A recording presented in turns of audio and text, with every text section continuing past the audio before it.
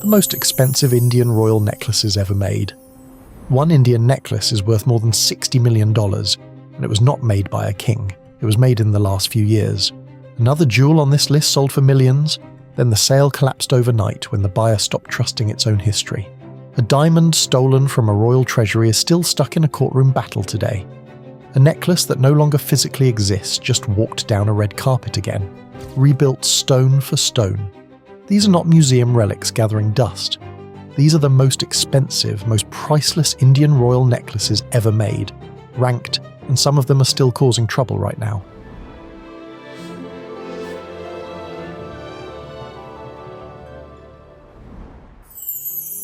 Nita Ambani's Mughal Emerald Necklace. This one breaks every record on this list, and it was made in our lifetime. The necklace holds 2 uncut Colombian emeralds. The larger one alone weighs 562.79 carats. The smaller weighs just over 300 carats. Together they anchor a piece worth an estimated 500 crore rupees, close to $60 million. Nita Ambani wore it at her son announced wedding festivities in Jamnagar, where it stopped conversations cold on the red carpet. It took 3 years to build. The emeralds were never cut or enhanced, kept raw to protect their rarity, and set beside 52-carat Mughal-era diamonds. Gemological testing on the stones found no clarity treatment at all, which is almost unheard of at this size. The design borrows directly from Mughal court jewellery, all symmetry and gold filigree, built by master jewellers who spent years just sourcing stones large enough to match the concept. It is still in the Ambani family's private collection today. A modern necklace just outpriced every historic Maharaja on this list. But wait until you see what the actual Nizam of Hyderabad once owned. The Princie Diamond. A pink diamond once owned by the richest man in the world triggered a legal war 40 years after it left India. The Princy is a 34.65-carat cushion-cut pink diamond pulled from the Golconda mines, the same source as the Hope Diamond and the Koh-i-Noor. It sat quietly in the treasury of the Nizam of Hyderabad for generations, first documented in the 1700s. In 1960 it surfaced at Sotheby's, sold as property of a gentleman, a phrase auction houses use when a seller wants total anonymity. Van Cleef & Arpels bought it for £46,000 and set it in a pendant necklace, naming it after a 14-year-old boy nicknamed Princy. In 2013, Christie's sold it for $39.3 million, a record for any Golconda diamond and the most valuable jewel the house had ever sold in the United States. But the celebration did not last long. A family came forward claiming the stone had been stolen from a relative decades earlier and sued for its return or compensation, dragging the sale into court. Today, it belongs to the royal family of Qatar. The lawsuit still hangs over its provenance, and its exact resting place has never been confirmed since. The jewels of the Nizam of Hyderabad. One royal family's treasury was worth more than some entire countries, and India nearly lost it to a foreign auction block. This is not a single piece, but the full trove once held by the 7th Nizam, Mir Osman Ali Khan, considered the wealthiest man on earth in his time.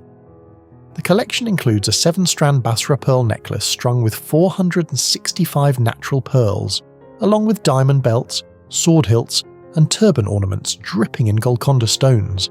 Sotheby's once appraised the full trove at $350 million. In 1979, as an international sale was being arranged in Delhi, the Attorney General of India rushed into court to try and stop it, arguing the jewels were national treasure. The judge refused to block the sale outright, but invited the government to bid instead. After decades stuck in litigation, the government finally purchased the collection from the Nizam's trust for roughly $65 to $67 million. Pieces from this same collection now sit in Indian national reserves, rarely shown to the public. What almost left the country forever instead stayed home. The Patiala Necklace. Cartier once built a necklace so extravagant it disappeared for over 3 decades, and when it came back, half of it was missing. Commissioned in 1925 by Maharaja Bhupinder Singh of Patiala, who arrived in Paris with trunks full of loose diamonds, emeralds and rubies, The piece held 2,930 diamonds centered on the 234.65 carat De Beers yellow diamond, one of the largest cushion-cut yellow diamonds on the planet. It took Cartier's workshop years to complete, and the house was so proud of the result, it asked permission to exhibit the necklace publicly before shipping it to India. After India's independence, the necklace vanished from the Patiala Treasury, and nobody could say where it went. In 1982, the De Beers diamond alone resurfaced at a Sotheby's auction, sold on its own with no explanation for how it got there. In 1998, more pieces turned up in a second-hand shop in London.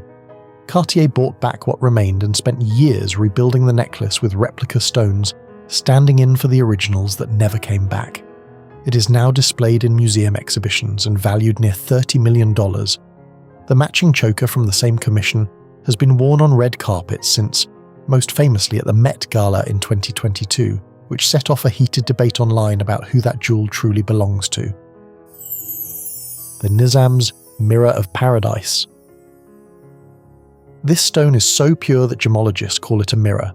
It is a 52.58 carat, internally flawless, D-color diamond of Golconda origin, cut as tapered baguettes and mounted as a ring rather than a necklace centerpiece, though it traces back to the same Mughal-era treasury as everything else on this list. In 2019, Christie's sold it in New York for $6,517,500 as part of the historic Maharajas and Mughal Magnificence sale.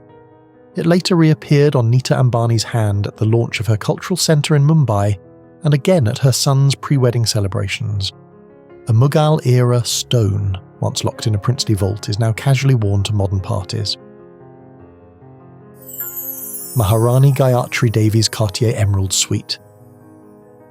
One of Vogue's most beautiful women in the world wore this necklace for a portrait, then quietly gave it away and let the world forget where it came from. This Art Deco necklace and earring suite was set by Cartier in London in the 1930s, built around Mughal cabochon emeralds from the 18th and 19th centuries, inlaid with tiny ruby and diamond flowers. The emeralds were originally Indian work before Cartier reused them in a Western-style setting with baton-cut diamonds. Maharani Gayatri Devi of Jaipur is believed to have acquired the suite around 1940, the year she married Maharaja Sawai Man Singh II. She wore it in the now famous Cecil Beaton portraits shot at Rambagh Palace, images that helped earn her a spot on Vogue's list of the 10 most beautiful women in the world. Decades later, after clashing with the Indian government and being jailed during the emergency, Gayatri Devi grew disillusioned with the country's politics. Around 2001, she quietly donated the suite to the British Museum as an anonymous gift, a donation the museum agreed to keep unnamed until 2029. It sits today in room 47, a piece once shown off at Vogue-level glamour now behind museum glass. The Star of the South Necklace.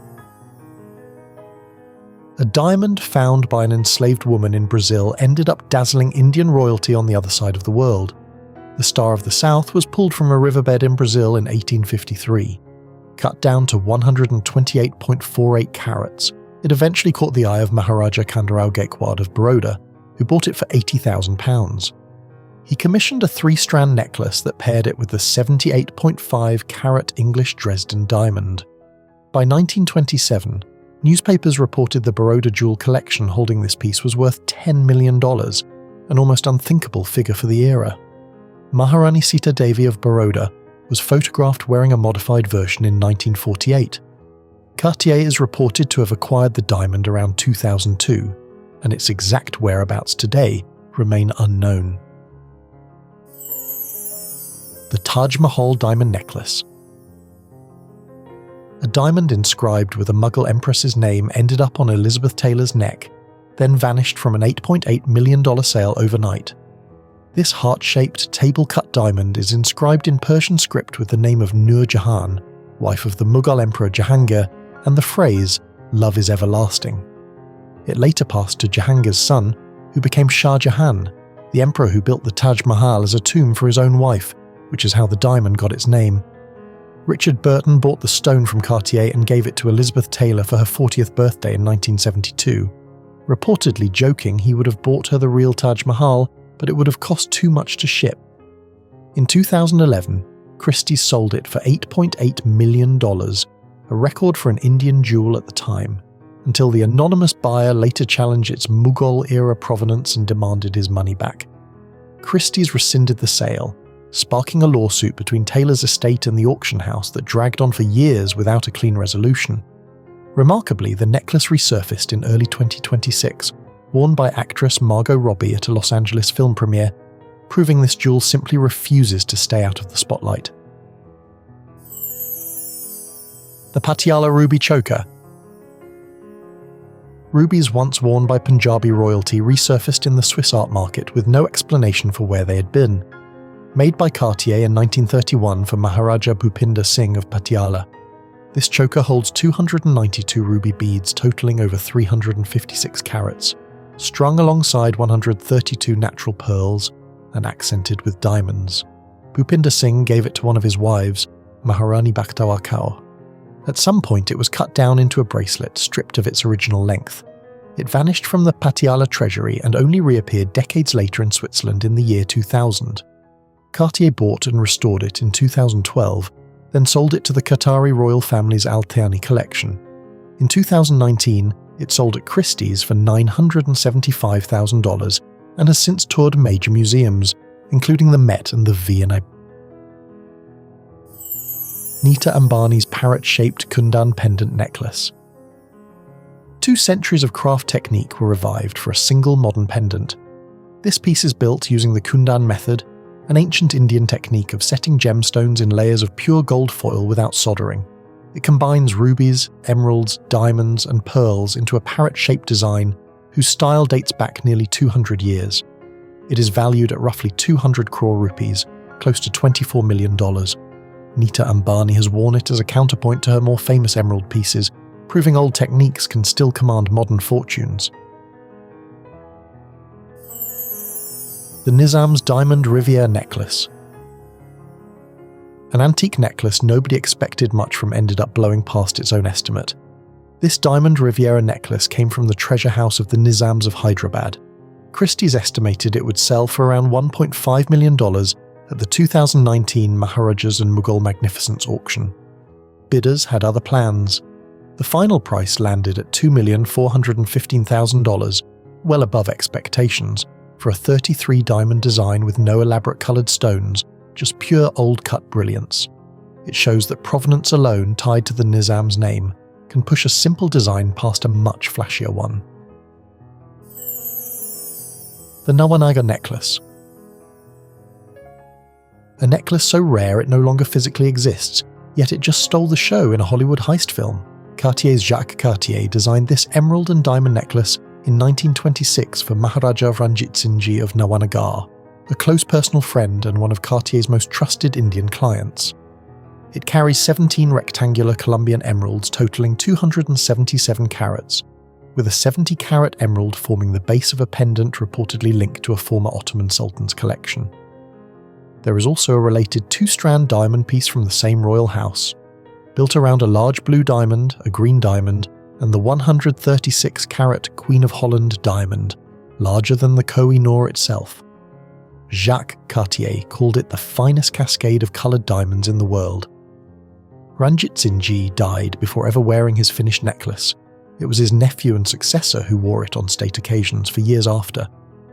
No confirmed modern sale price exists for either version. The originals were dismantled or lost to history, known now only through Cartier's archival photographs. Cartier later recreated a version of the diamond piece for the film Ocean's 8, worn by Anne Hathaway, resized down from a design originally built for a man's neck. From a modern billionaire's emeralds to a Mughal empress's diamond that just reappeared on a red carpet a few months ago, Indian royal jewellery keeps finding its way back into the light.